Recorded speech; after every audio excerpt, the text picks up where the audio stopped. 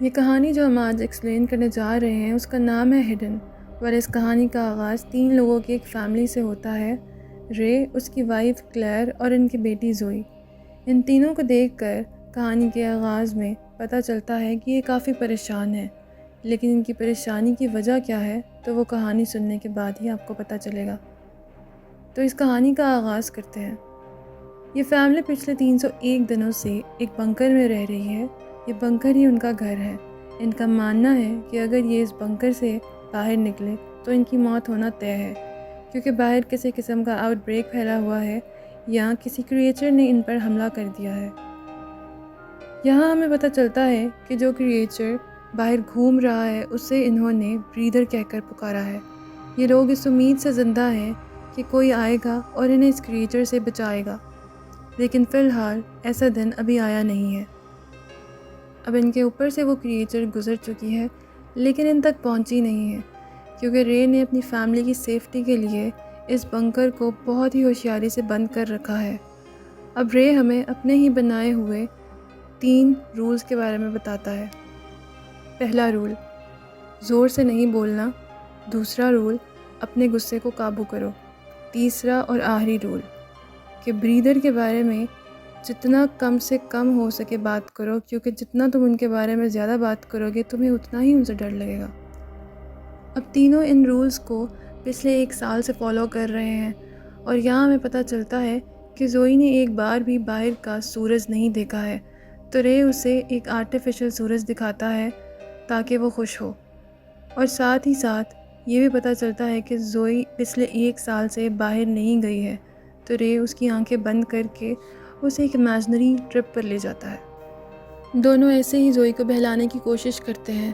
اب زوئی کو ایسا لگتا ہے کہ بنکر میں رہتے ہوئے بھی وہ بہت سارے کام کر سکتی ہے، تو رے اسے اپنے بچپن کی کہانیاں سناتا ہے کہ وہ کیا کرتا تھا۔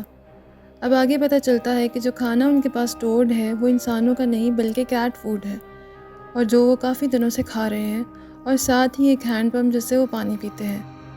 یہاں زوئی کہتی ہے کہ بہت دنوں سے وہ ایک ہی کھانا کھا کے تھک گئی ہے، اسے اب یہ کھانا نہیں کھانا، تو رے اسے سمجھاتا ہے کہ ہمیں اس بات پہ تھینکفل ہونا چاہیے کہ ہمارے پاس کھانا ہے، کیونکہ یہاں کسی کے پاس کھانے کے لیے کھانا نہیں ہے، اور ہمیں اس بات کا شکر گزار بھی ہونا چاہیے کہ ہم اتنے دن سروائیو کر پائے، کیونکہ اب یہاں ہم تینوں کے علاوہ کوئی بھی زندہ نہیں۔ کیونکہ زوئی ایک سمجھدار بچی ہے تو وہ بغیر کچھ کہے کھانا کھا لیتی ہے۔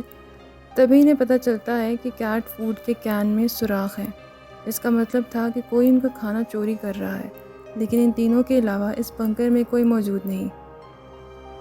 تبھی کلے کہتی ہے کہ ہو سکتا ہے یہاں کوئی چوہا موجود ہو، ہمیں اسے پکڑنا چاہیے تاکہ وہ مزید ہمارا کھانا خراب نہ کرے۔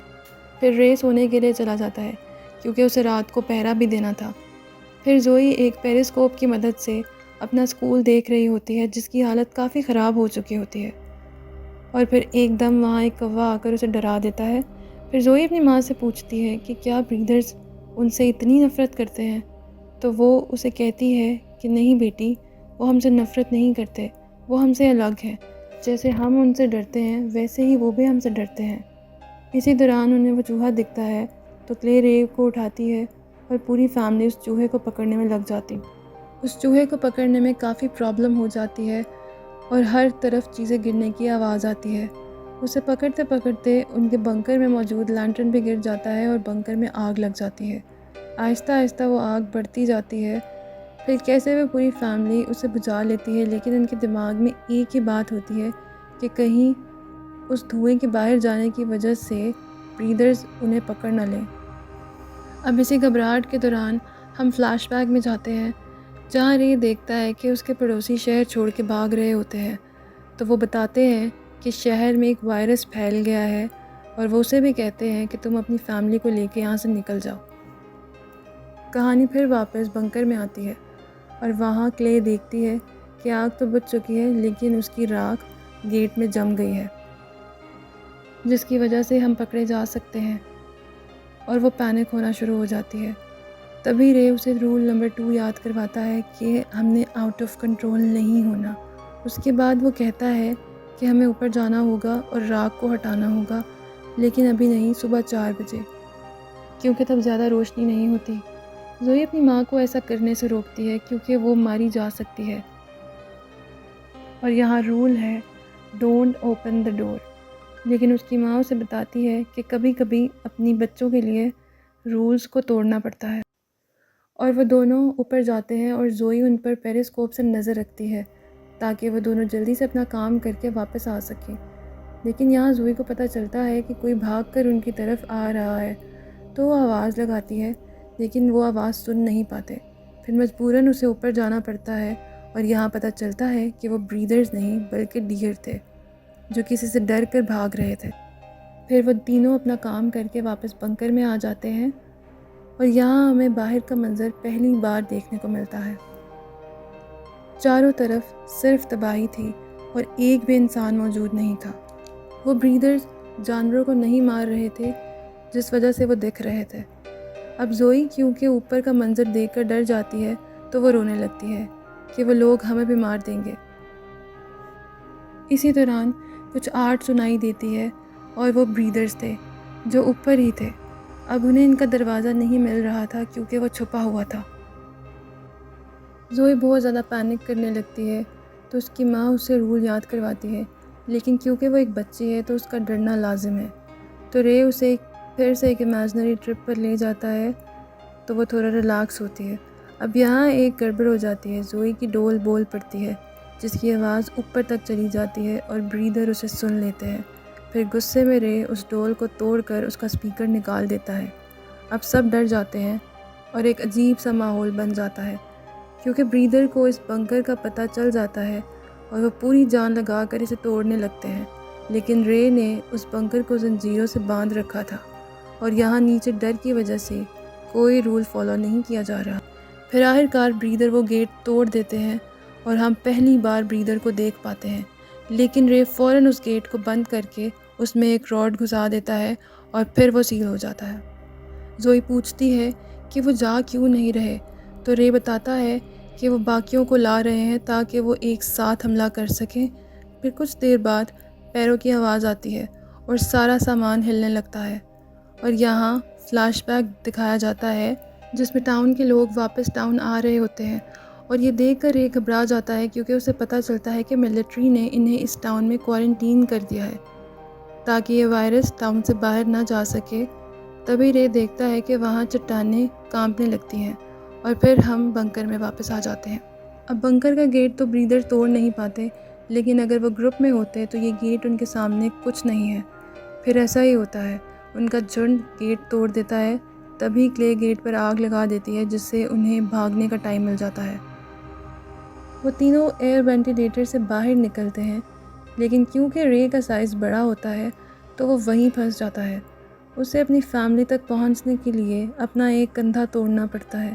پھر کچھ دیر بعد ہمیں چلانے کی آواز آتی ہے جس سے پتہ چلتا ہے کہ رے کی اندر ہی موت ہو گئی ہے۔ اب زوئی اپنے ڈیڈ کو اس حالت میں چھوڑ کے نہیں جانا چاہتی تھی۔ وہ چلاتی ہے اور بنکر میں واپس جانا چاہتی ہے، لیکن کلے اسے لے کے وہاں سے بھاگ جاتی ہے۔ لیکن کچھ دیر بعد وہ خود کو وہیں پاتے ہیں جہاں سے کہانی کا آغاز ہوا تھا، اور پھر انہیں ایک ہیلی کاپٹر دکھائی دیتا ہے۔ اب آپ کو لگ رہا ہوگا کہ یہ لوگ انہیں بچانے کے لیے آئے ہیں، لیکن اس کہانی میں ایسے ٹوسٹ آنے والے ہیں کہ آپ اندازہ بھی نہیں کر سکتے۔ پھر اس ہیلی کاپٹر میں سے ایک ٹریپ آتا ہے اور وہ دونوں کو قید کر لیتا ہے، اور یہاں ہم پہلی بار بریدرز کو اتنے قریب سے دیکھتے ہیں جو سولجرز تھے۔ پھر وہ انہیں ایک سیرم انجیکٹ کرتے ہیں اور انہیں اپنے ساتھ لے جاتے ہیں۔ اب آپ یہ سوچ رہے ہوں گے کہ یہ لوگ سولجر سے کیوں بھاگ رہے تھے، تو اس کے لیے ہمیں پھر سے فلیش بیک میں جانا پڑے گا جہاں آرمی نے پورے ٹاؤن کو کوارنٹین کر دیا تھا۔ لیکن ان کا وائرس سے لڑنے کا کچھ الگ ہی طریقہ تھا۔ انہوں نے ٹاؤن کو ایک بام سے اڑا دیا تھا اور وہاں کے لوگوں کو ایک دوسرے کے سامنے مار رہے تھے، اور پھر چن چن کر ہر ایک انسان کو مار رہے تھے تاکہ یہ وائرس ٹاؤن سے باہر نہ جائے اور گورنمنٹ کی بے عزتی نہ ہو سکے۔ اب رے اور کلے زوئی کی اسکول کی طرف آ گئے کیونکہ انہیں پتہ تھا کہ وہاں ایک بنکر موجود ہے اور وہاں وہ سیف رہیں گے، اور وہاں انہیں اسٹور ہوا کھانا بھی مل جاتا ہے۔ پہلے دن زوئی اپنے ڈیڈ سے پوچھتی ہے کہ ہم یہاں سے کب نکلیں گے، تو اس کے ڈیڈ زوئی کو کہتے ہیں کہ بس کچھ ہی دنوں میں، اور اس طرح کچھ دن کرتے کرتے انہیں وہاں 1 سال ہو گیا تھا۔ اب یہاں رے کو کچھ سمجھ نہیں آ رہا تھا، لیکن کلے کو سمجھ آ چکا تھا کہ اس کے ہاتھ میں ایک کٹ لگ گیا ہے، یعنی کہ وہ سارے انفیکٹڈ ہو چکے ہیں، اور یہ وائرس کسی کے چھونے سے نہیں بلکہ ہوا میں پھیلنے سے ہو رہا ہے۔ یہی وجہ ہے کہ آرمی سب کو چن چن کر مار رہی ہے۔ اب کہانی فلیش بیک سے پھر واپس پریزن میں آتی ہے، جہاں ہم سولجرز کو بہت قریب سے دیکھتے ہیں جنہوں نے بلیچر ماسک پہنے ہوئے تھے جس سے وہ انفیکٹ نہیں ہوتے۔ تبھی ایک سولجر زوئی کی جیکٹ پر اس کا نام پڑھتا ہے۔ وہ شاید اسے جانتا ہے لیکن وہ کچھ نہیں کر سکتا۔ وہ سب انہیں مارنے کے لیے اپنی بندوقیں نکالتے ہیں، لیکن تبھی کلے کو کچھ ہونے لگتا ہے، اس کی سکن بلیک ہونے لگتی ہے۔ وہ سولجر سے بار بار کہہ رہی تھی کہ اس کی بیٹی سے دور رہیں۔ اسی دوران ایک آدمی آ کے سب کو مارنے لگتا ہے۔ یہ کوئی اور نہیں بلکہ رے تھا، جو کہ زندہ ہے اور انفیکٹڈ ہو چکا ہے۔ اس میں انسانوں سے زیادہ طاقت آ چکی ہے۔ پورے ٹاؤن کے لوگ شروع سے ہی انفیکٹڈ ہو چکے تھے، اور جیسے ہی انہیں غصہ آتا تھا یہ اپنا کنٹرول کھو دیتے ہیں اور وائرس باہر آ جاتا ہے۔ اسی لیے رے اپنی بیٹی زوئی کو رول نمبر 2 سمجھا رہا تھا کہ اپنا کنٹرول نہیں لوز کرنا، اور کچھ اس طرح ہی یہ وائرس کام کرتا ہے۔ تبھی گورنمنٹ سب کو مار رہی ہوتی ہے کیونکہ اس کا کوئی حل نہیں ہوتا۔ تبھی ایک سولجر رے کو گولی مار دیتا ہے اور عام انسان میں بدل جاتا ہے، لیکن اب بہت دیر ہو چکی تھی، اور رے کی یہ حالت دیکھ کر کلے بھی اپنے آپ پر قابو نہیں رکھ پاتی اور ایک ایک کر کر سولجرز کو مارنا شروع کر دیتی ہے، لیکن کچھ ہی دیر میں وہ قابو کر لیتی ہے۔ زوئی بھی اب زومبی بن چکی ہوتی ہے اور وہ ایک سولجر کا ماسک ہٹا دیتی ہے، اور یہاں ہم دیکھتے ہیں کہ وہ اپنی ماں پر حملہ کر دیتی ہے۔ کیونکہ کلے اپنے غصے پر قابو کر لیتی ہے تو وہ نارمل ہو چکی تھی، اور پھر وہ زوئی کو رول 2 یاد کرواتی ہے، یعنی غصے پر قابو کرو۔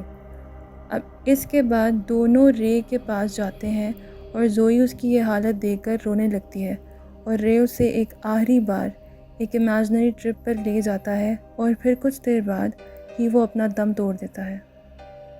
اب ان دونوں کلے اور زوئی کے لیے وقت بہت مشکل تھا، لیکن ابھی بھی انہیں اپنی جان بچانی ہوتی ہے کیونکہ ایک دوسرا ہیلی کاپٹر ان کی طرف بڑھ رہا ہوتا ہے۔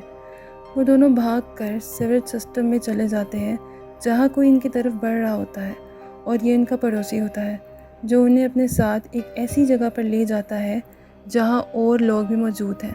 وہ جیسے ہی اندر جانے لگتے ہیں زوئی کو سن لائٹ دکھتی ہے۔ وہ کہتی ہے، موم آج 300 دن ہو گئے اور وہ آج سن لائٹ دیکھ رہی ہے، اور پھر کلے کی آنکھیں بدلنے لگتی ہیں۔ مطلب یہ لوگ سورج کو نہیں دیکھ سکتے، ہو سکتا ہے کہ ان کے لیے خطرناک ہو۔ اب دونوں اندر چلے جاتے ہیں اور اسی اندھیرے کے ساتھ یہ کہانی ختم ہو جاتی ہے۔ اس کہانی کے آخر میں یہ بات پتہ لگتی ہے کہ شروع سے ہم جنہیں ایلینز سمجھ رہے تھے وہ ایلینز نہیں بلکہ سولجرز تھے جو انہیں مارنا چاہتے تھے، اور وائرس بھی شروع سے ان کی باڈیز میں موجود تھا جو غصہ ہونے پر ہی دکھنے لگتا تھا۔